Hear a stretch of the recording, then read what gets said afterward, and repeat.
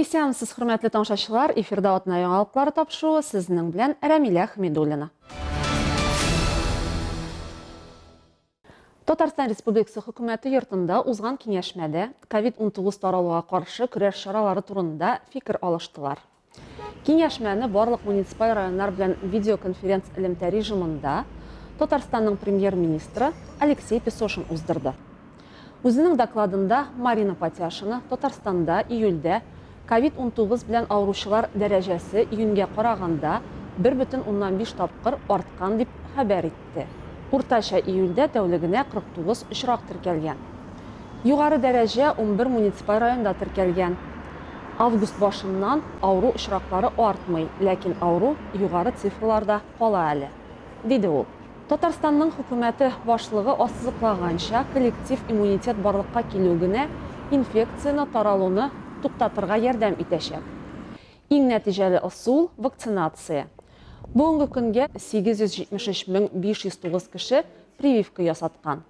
60 яшьтән өлкәннәр 212,586 кеше, диде Алексей Песошин. Ул шулай ук Роспотребнадзор һәм хукук саклау органнары хезмәткәрләрен эпидемияга каршы чараларны саклауны тикшерү буенча рейдлар уздыруны дәвам итәргә чакырды. COVID-19-га каршы масса күләм вакцинация Әлмәттә дәвам итә. Шимбә көнне Әлмәт ветераннар советы июль айында коронавируска каршы прививка ясаткан пенсионерлар арасында призлар уйнатты. Әлеге чара беренче тапкыр узды. Ветераннар советы вакцинацияләүнең барлык пунктларыннан исемлек алган. Аңа июль айында вакцинация узган 60 яшьтән өлкәнрәк булган 2219 кеше кергән. Иганәчеләр ярдәме белән ветераннар советы сәламәтлек өчен файдалы бүләкләр, Скандинавия йөреше өчен 5 комплект таяк, медицина тренажеры һәм төп приз велосипед сатып алган. Әлмәт муниципаль районы ветераннар советы рәисе Василий Самойлов әлеге эштә ярдәм күрсәткәннәре өчен Татнефть компаниясы аның генераль директоры Наиль Магановка рәхмәт сүзләрен белдерә. 698, а можно как 869. Вот так. Как поступаем, Василий Иванович? Раз уж получилось так, что это ошибка комиссии, которая готовила, значит, за счет комиссии тому велосипед. Азнакай ягыннан районыбызга керә торган автоюлда вакытлыча күпер ачылды. Долазәй елгасы аша күпер май уртасында капиталь ремонтка ябылган иде. Хәзер аның капиталь төзекләндерү эшләре бара.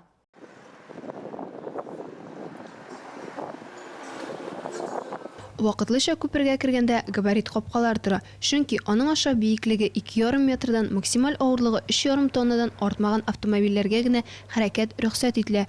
Шулай да әлеге корылма машина йөртүчеләргә хәрәкәт итүне сизелерлек җиңеләйтә, чөнки моңа тикле алар 3 ай дәвамында урап йөрергә мәҗбүр булды. Яңа Нәдер авылы аша да, Тайсуган аша да йөрү өстәмә вакыт һәм әлбәттә ягулык таләп итте. Хәзердә шактый тыгыз транспорт агышы булу әлеге өлешнең мөһимлеген һәм кирәклеген ассызыклый. Юллары бик тәйбәт.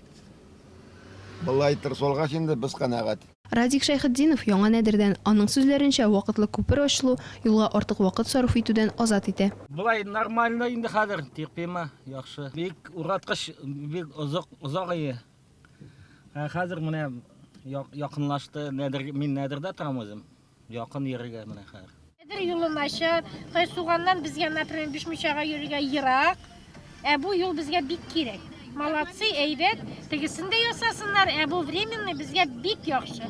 Хәзер мен монда уразып бер систерне бензин яндырып бетердем уза. Вакытлыча күперне проектлаштырган вакытта кайбер нечкәлекләрен дә күз алдында тотарга туры килгән. Шуңа күрә баштагы планнан тайпылып, гадилектән китәргә туры килгән. Бу үз чиратында вакытлыча күперне кулланылышка кертүне бераз тоткарлаган.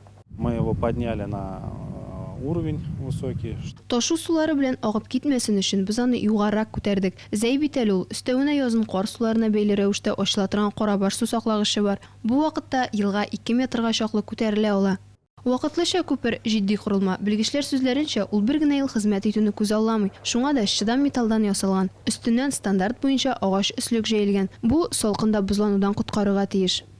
Әлмәт районының Яңа Нәдер, Яңа Кәшер, Камы, Исмәгыйль, Бишмунча авылларының халкы, Азнакай районының күп кенә авылларыннан Әлмәттә эшләүчеләр ярты сәгатьлек юлны узу өчен сәгать ярым алдан өйдән чыгарга мәҗбүр булганнар.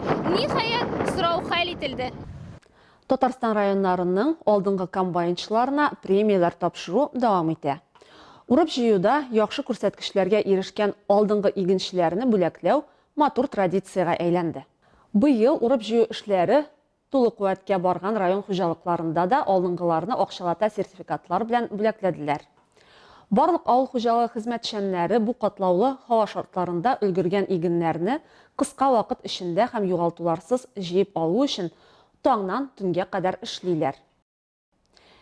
Бу атнада Әлмәт районы башлыгы Тимур Нугуманов чираттагы тапкыр авыл хуҗалыгы җирләрен карап чыкты һәм комбайннарның торышын шәхсән үзе тикшерде. Нинди техник проблемалар килеп чыгу һәм эшне яхшырту өчен нәрсә кирәклеге турында комбайнчылардан үзләреннән сорады. Аннан соң район башлыгы авыл хуҗалыгы хезмәтчәннәре белән урып җыюга йомгак ясады.